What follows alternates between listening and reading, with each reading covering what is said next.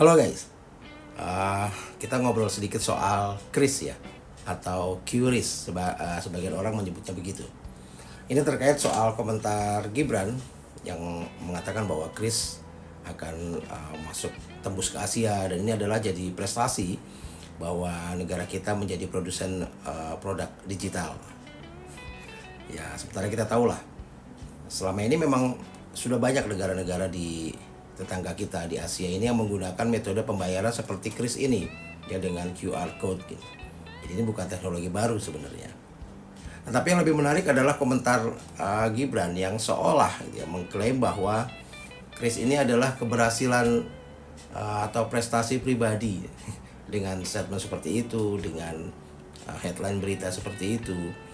Ini seakan menunjukkan kecenderungan politisasi pencapaian teknokrasi yang sesungguhnya merupakan hasil kerja keras Bank Indonesia di bawah Pak Peri Warjio. Dan ini mengaburkan fakta penting bahwa KRIS adalah produk kebijakan moneter dan sistem pembayaran nasional yang dikembangkan secara kolektif. Jadi bukan inisiatif individu, apalagi inisiatif Gibran. Nah, sikap seperti ini bisa menyesatkan. Ya, bisa menyesatkan publik lah, dan bisa mengurangi penghargaan terhadap proses teknis dan regulasi yang kompleks di balik keberhasilan KRIS sekarang ini.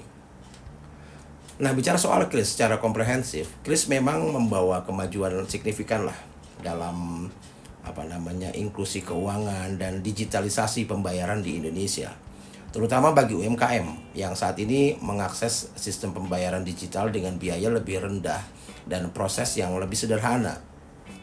Nah, KRIS ini kan menyatukan berbagai aplikasi pembayaran dalam satu standar nasional. Dan ini memudahkan transaksi domestik dan memperkuat kedaulatan ekonomi digital Indonesia.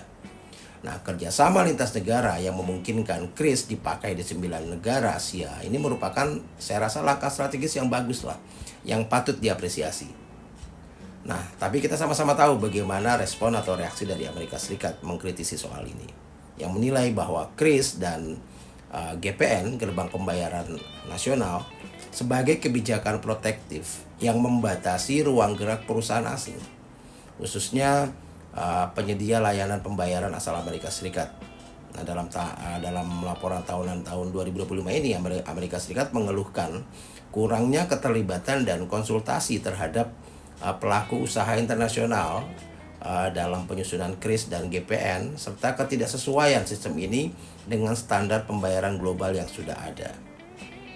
Nah, kebijakan Bank Indonesia yang mewajibkan seluruh transaksi kartu kredit dan debit diproses melalui GPN, serta pembatasan kepemilikan asing di sektor jasa keuangan digital maksud saya, ini dinilai mempersempit persaingan dan inovasi dari pelaku global. Ya, saya rasa kritik ini juga bukan tanpa dasar sih ya. KRIS memang mengadopsi metode pembayaran QR code yang sudah lama populer di Asia. Nah, sehingga secara teknis bukan inovasi baru seperti yang saya katakan di awal tadi, melainkan adaptasi dan integrasi sistem pembayaran yang lebih nasionalistis dan protektif. Nah, hal ini menimbulkan paradoks juga sih, karena Indonesia berupaya memperkuat kedaulatan digital dan menekan biaya transaksi domestik, tetapi di sisi lain berpotensi menghambat integrasi dan inovasi teknologi pembayaran global. Nah, Amerika Serikat dan perusahaan asing menginginkan sistem yang lebih terbuka dan kompatibel secara internasional, sementara Indonesia menegaskan prioritas kedaulatan dan perlindungan dasar domestik. Ya, kalau kita lihat dari sisi kebijakan, pembatasan kepemilikan asing di infrastruktur back-end sistem pembayaran yang hanya 20% tadi ini, dan pembatasan hak suara di perusahaan pembayaran non-bank, ini menunjukkan sikap proteksionis yang kuat. Dan ini memang bertujuan untuk menjaga kontrol nasional. Tapi ya seperti tadi, bahwa ini juga beresiko menghambat investasi asing dan kolaborasi teknologi yang bisa mempercepat kemajuan ekosistem keuangan digital Indonesia. Nah, sekarang bicara soal narasi ya. Jadi soal narasi media dan politisi yang merayakan keberhasilan KRIS secara berlebihan tanpa memberikan konteks yang utuh klaim bahwa Kris adalah dalam tanda kutip hasil atau prestasi Gibran atau inovasi revolusioner gitu, tanpa mengakui peran Bank Indonesia dan tantangan global yang dihadapi ke depannya, ini justru menurunkan kualitas diskursus publik ya, dan mengaburkan tantangan nyata yang harus dihadapi Indonesia dalam mengelola kedaulatan digital di era globalisasi nanti. Nah, kesimpulannya, Kris adalah pencapaian penting dalam digitalisasi ekonomi Indonesia yang memperkuat inklusi dan kedaulatan finansial nasional.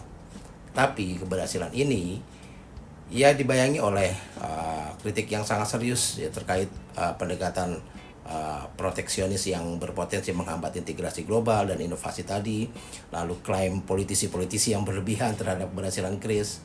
Ini harus diluruskan agar publik memahami bahwa ini adalah hasil kerja kolektif, institusi teknis, dan bukan pencapaian individu, dan Indonesia perlu menyeimbangkan antara kedaulatan digital dan keterbukaan pasar agar Kris tidak menjadi alat proteksi yang stagnan, tapi bisa jadi jembatan lah bagi inovasi dan kolaborasi global yang berkelanjutan. Saya rasa seperti itu. Salam.